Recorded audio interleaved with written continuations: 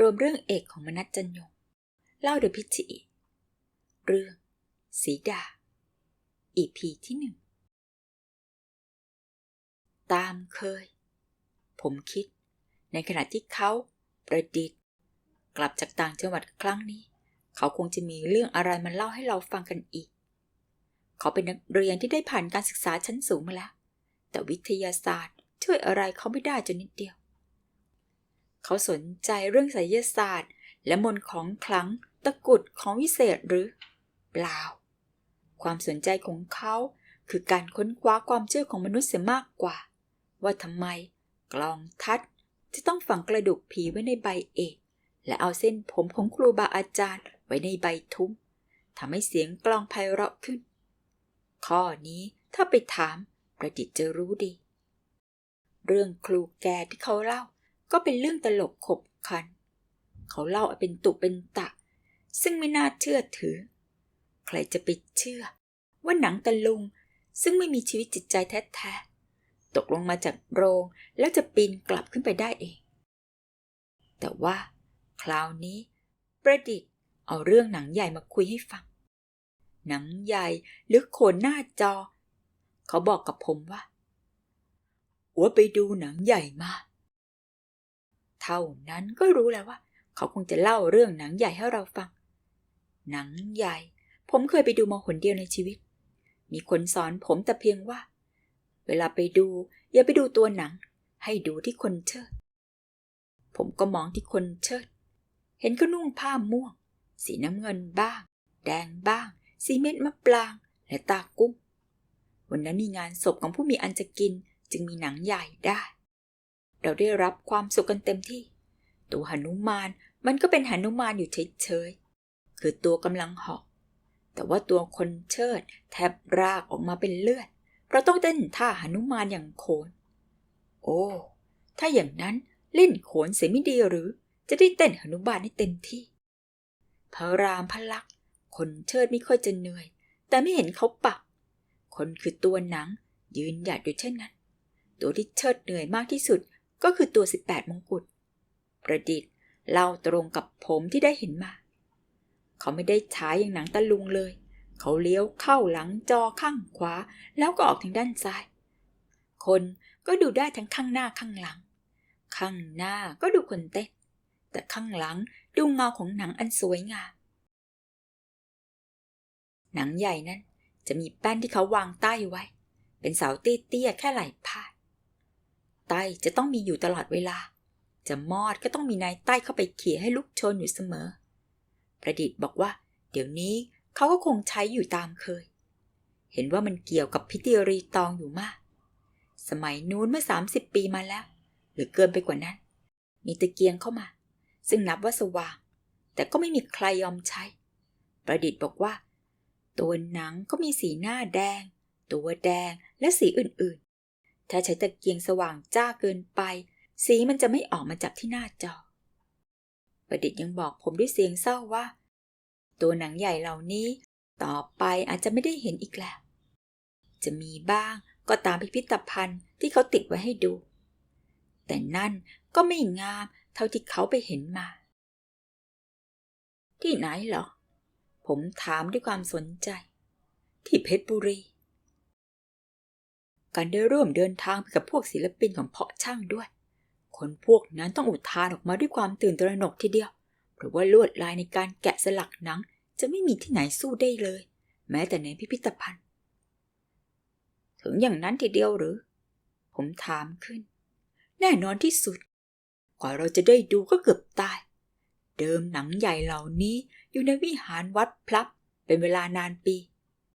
สมภารวัดป้อมขอเอาไปเก็บรักษาไว้ที่แกก็เกิดร้อนกันใหญ่ตั้งแต่หนังเหล่านั้นเข้าไปอยู่ความสุขสงบในวัดนั้นก็แทบไม่มีเลยทำไมล่ะแม้แต่จะมีงานบุญงานกุศลงานศพไม่ว่างานอะไรทั้งนั้นต้องนองเลือดกันไปทุกทีในระหว่างพวกนักเลงกับนักเลงวัดป้อมนั้นเหมือนประตูหรือชายเขตระหว่างพวกบ้านนอกกับพวกในเมืองดังนั้นจึงมีเรื่องไปเรื่อยจนกระทั่งสมภารที่นับว่าแข็งแรงที่สุดก็ถึงแก่มรณภาพลงก่อนที่เราจะออกจากวัดป้อมไ ได้ฟังคำบอกเล่าจากคนชราที่อยู่ในนั้นว่าพวกลงกาอาณาจักรและพวกพระรามได้ย้ายไปอยู่ที่วัดคงคาเสียแล้วพร้อมกันนั้นก็พากย์เสียงโขนออกจากปากแกอย่างเลื่อนลอยพวกเราฟังแล้วประดิษฐ์ก็เล่าต่อไปว่าชายชราคนนั้นอายุประมาณเห็นจะ80 เศษผมขาวเหมือนสำลีนั้นยาวลงมาประบ่าห้อยระยะเหมือนตัวปุ้งเคราไม่มีแต่หนวดตกลงมาปิดปากเหมือนปลาหมึกประดิษฐ์บอกว่าเขาเริ่มสนใจคนนี้ขึ้นมาทันทีไอ้พวกเรามันก็เป็นอย่างนี้แหละมักจะสนใจเด็กที่หัดพูดหรือไม่ก็คนแก่ชราเต็มทีเรายังผ่านชีวิตกันมาได้เพียงแค่นี้คนแก่ผ่านมามากกว่าเราย่อมมีอะไรเหนืออยู่กว่าเราเสมอพอที่จะเป็นครูของเราต่อไปพวกหนุ่มๆที่คิดว่าตัวเองฉลาดนั่นเป็นความคิดที่ไม่น่ามีกันเลยชีวิตเรียนกันไม่ได้ไม่มีโรงเรียนเราเรียนจากเหตุการณ์ของมันไปเรื่อยๆด้วยการตอบปัญหาของตัวเราเองประดิษฐ์บอกว่าที่เขาสนใจชายชราคนนี้เพราะคิดว่าอย่างไรเสียในช่วงชีวิตของแกก็คงต้องเกี่ยวข้องกับเรื่องหนังใหญ่มามากพอควรและประดิษฐ์ก็เล่าต่อไปว่าได้ไปดูหนังใหญ่ที่วัดคงคาการเก็บนั้นมีการแยกหมู่แยกพวกไว้พวกยักษ์ก็อยู่กับพวกยักษ์พวกลิงก็อยู่กับพวกลิงมิฉะนั้นกลางคืนก็จะไม่มีความสุขเลยพอได้ยินแต่เสียงมันตีกันเสียงชายโยโห่ร้องเสียงกัมปนาตหึงและเสียงเฟี้ยวฟ้าวของศรที่พลามแผลงออกไปผมฟังแล้วก็คิดว่านี่คงเข้าอีหลอบเดียวกับครูแกอีกกระมังประดิษฐ์ติดตามพวกศิลปินแห่งเพาะช่างไปดูหนังใหญ่ที่วัดคงคาเป็นที่เรียบร้อยก็ส่งพวกเขาขึ้นรถไฟออกจากเพชรบุรีมาส่วนตัวประดิษฐ์เองนั้นยังสนใจชายชราผมขาวประบ่าคนนั้นท่าทางของแกน่าจะเหมือนกับขุนนางในรัชกาลที่5เสียงทุ้มในเวลาที่พากย์โขนออกมาก็เป็นเสียงที่มีพลังน่าดึงดูดแกอาจเป็นนักดนตรีเก่าแก่ดูจากหน้ากับในตาอันฟ้าฟางเหมือนน้ำข้าวของแกสดใสเวลาร้องผ้าแม้จะระคนโศกอยู่บ้างนุ่งผ้าขาวที่กำลังจะกลายเป็นสีอื่นผ้าห่มก็ขาวเช่นเดียวกันนมของแกยานเหมือนผู้หญิงแสดงว่าเมื่อนุ่มคงจะอ้วนพีล่ำสันและแข็งแรงดังนั้นหลังจากกลับจากสถานีประดิษฐ์จึงรีบจับสำล้อไปหาชายชราคนนั้นโดยพลันประดิษฐ์เร่งเจ้าสำล้อหนุ่มบอกให้ขี่เร็วๆความคิดของเขาหมกมุ่นอยู่แต่พ่อเฒ่ารุ่งขึ้นเขาจะต้องไปชะอำแล้วเพราะว่านัดกับน้องๆและเพื่อนฝูงกันหลายคนเขาบอกให้รถสำล้อแวะเป็นบางแห่งและเลือกซื้อสิ่งของไปฝากตาเฒ่าตามที่เขาเห็นสมควรบุหรี่มวนใหญ่ๆที่เขาเห็นแกทัดถูไว้50 มวนขนมหวานแห้งๆ2-3 ห่อครั้นแล้วเขาก็ตะโกนบอกสำล้อที่ถ้อยคำอันกระหืดกระหอบไปวัดป้อมเร็วรถวิ่งมาเรื่อยๆแต่ประดิษฐ์ก็อดชวนคุยไม่ได้อีตานุ่งผ้าขาวน่ะนั่นแกเป็นบ้าเหรอ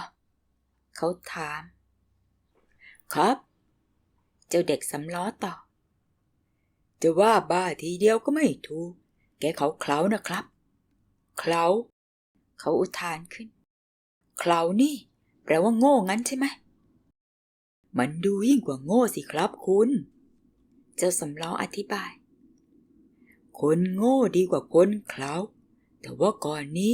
แกเคยเป็นผู้ดีทำไมมาเป็นตาชีผ้าขาวผมก็ไม่อยากจะรู้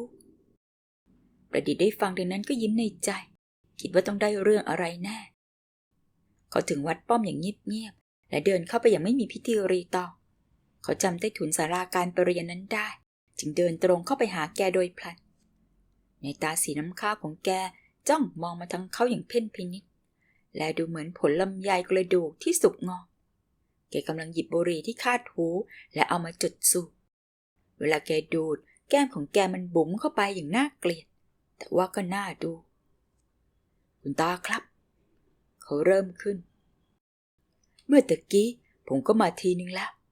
ที่มากันหลายคนจำได้ไหมครับจำได้ แกตอบไม่คนสมัยใหม่มาจากบางกอกก็จะมาขอดูหนังใหญ่แกยิ้มอย่างเศร้าๆแต่ว่าสีดาสูญเสียไปเสียแล้วเขาฉุกคิดขึ้นมาทันทีก็ได้แต่ดูหนังอื่นทั้งหนังยักษ์หนังลิงหนังมนุษย์และนางเหล่านี้เรียกว่าหนังคเนจรหรือหนังงาอันแสดงรูปหนังเหาะทั้งหมดเขาก็ได้ชมมาแล้วหนังที่เป็นรูปชุมพลทั้งหมดเรียกว่าหนังเขนหนังลิงขาวลิงดำที่เรียกว่าหนังเดี่ยวหนังตลกหรือว่าหนังจำอวดทั้งจับ1 2 3ฉากนี้ฉากไล่หนังโกงหนังแผลงหนังว่ายหนังรถหนังเมือง